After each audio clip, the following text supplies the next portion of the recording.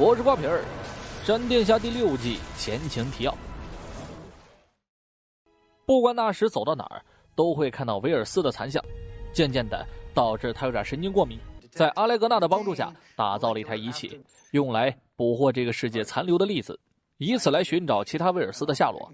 危机中的事儿让他深感自责，如果真能找到其他威尔斯，也算对自己的慰藉。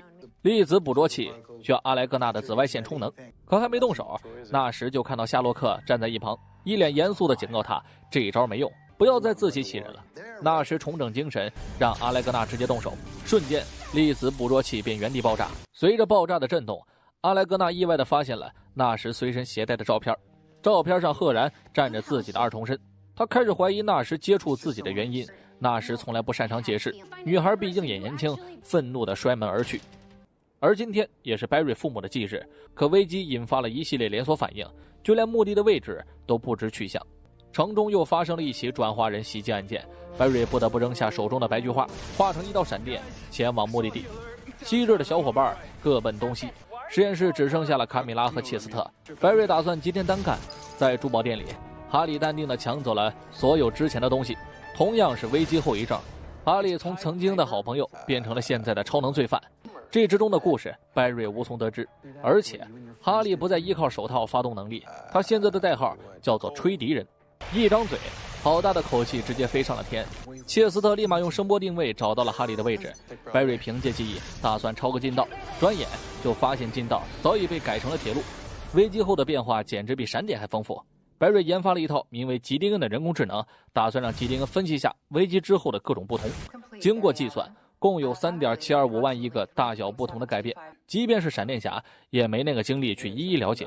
切斯特好奇加手贱的帮白瑞升级了吉丁恩的系统，被白瑞一顿臭骂，毕竟他不是希斯科，目前没有权利改装自己的东西。切斯特尴尬的溜溜，白瑞只能把心底的事分享给了卡米拉。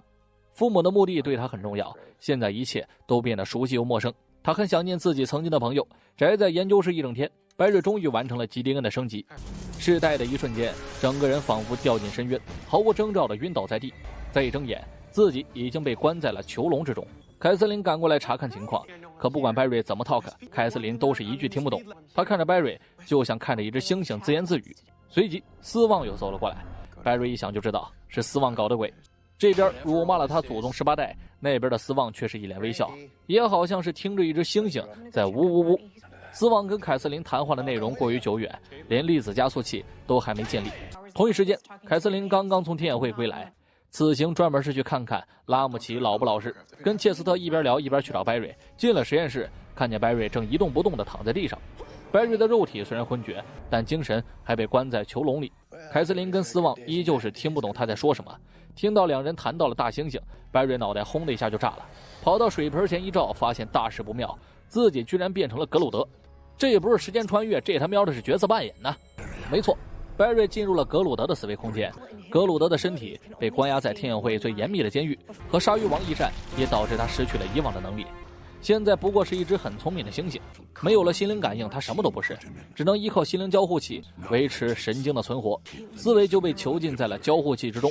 每季格鲁德都会出来搞破坏，白瑞都已经习惯了。他觉得格鲁德现在的下场不能太好，完全是自作自受。可格鲁德却一再表示自己错了，他已经发生了翻天覆地的变化。没有超能力之后，他思考了很多，也为自己犯下的错感到愧疚。白瑞的到来只能说是天赐良缘。格鲁德想让闪电侠帮助自己逃脱意志器的控制，打败这里的看守者，让自己过一个普通猴的生活。我信你个鬼啊，你个糟老猴子，坏得很啊！白瑞嘲讽地说道。格鲁德也清楚白瑞不会相信自己，便打开了囚笼，还白瑞自由。白瑞出去后，二话不说就他娘的一个音速拳，生生把格鲁德揍晕。他宁可相信世界上有鬼，也不相信格鲁德的嘴。外面的冰霜直接掏出了夏洛克的记忆机器，想用老办法进入白瑞的大脑将其救出来。可在开始之前，必须分析出白瑞的神经到底在哪。说着就被纳什拉了出去。纳什能有啥事儿？还不是因为了阿莱格纳。冰霜也早就知道他心里的小九九，阿莱格纳的二重身不是纳什的女儿，而是他工作中的一个手下。冰霜的建议就是实话实说，克服恐惧最好的办法就是面对疾风，是面对恐惧。这是拉尔夫教过他的至理真言。白瑞这边跑遍了整个地图，最终在丛林中找到了逃出去的缺口，左顾右盼，生怕格鲁德跟踪自己。可还没来得进去，又是一个星星从天而降。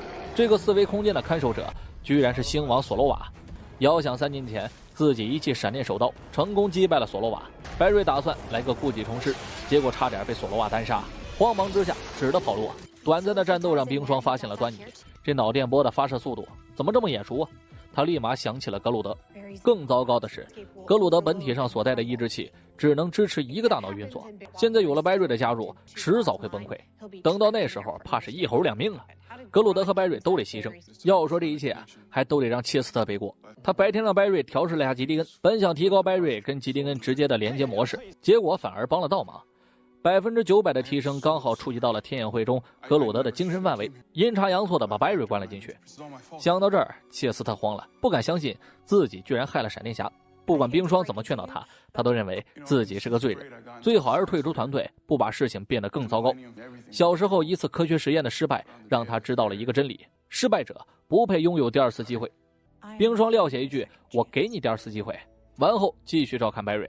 白瑞跑回实验室找格鲁德，为了让白瑞相信自己，格鲁德贴心地扮演起了乔。白瑞以为格鲁德这是要借刀杀人，让索罗瓦干掉自己。格鲁德把抑制器即将承受不住的事情告诉了他，如果他们再不赶快击败索罗瓦，两个人都得嗝屁。还说了自己真的错了，那卑微程度像极了对女朋友道歉的各位啊！格鲁德虽然没有经历危机，但他清楚感知到危机产生的后果。这些年他悟出一个道理：权力和超能力都不能使自己快乐，真正的快乐是和一群猩猩生活在一起。改过自新的格鲁德只想要和平快乐，他恳求闪电侠原谅自己。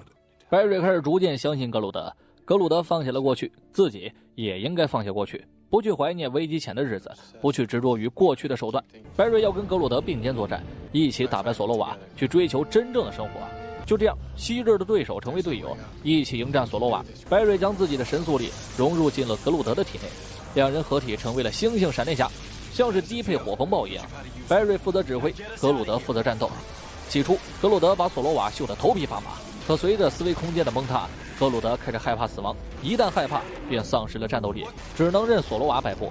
也在此时，冰霜终于连接了格鲁德的大脑，依靠传讯告诉白瑞，战胜索罗瓦只是你们的第一步，你们两个人同时冲出思维空间，必有一个人牺牲，除非在一瞬间毫秒不差地分离你们的神经。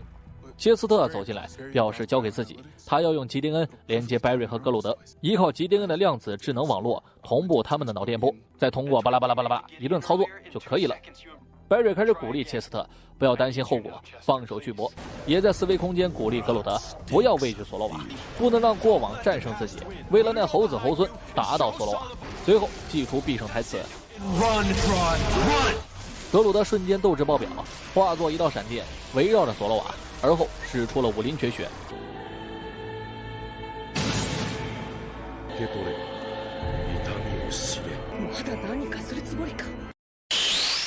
一个他娘的音速拳！而顺利打倒索罗瓦之后，冲出了缺口，并在切斯特的帮助下成功分离神经。一场大战就这样被闪电侠小队化解。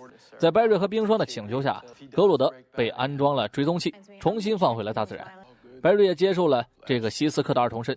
切斯特激动地拿出了自己的小礼物，他找到了白瑞父母的墓地，接下来就是他们闪电侠小队出马打击罪犯的时刻。而镜中世界里，艾瑞斯和伊娃还在不停地想着办法。伊娃回想起加速器爆炸前自己刚刚研发出反射式镜片膨胀调节器，艾瑞斯感觉调节器有可能是逃出去的关键，于是连套个带哄的让他尝试一下。伊娃却一直在推辞，好像有什么难言之隐。最终逃不过套克的强迫，启动了调节器的一瞬间，他透过镜子的皮肤瞬间腐烂。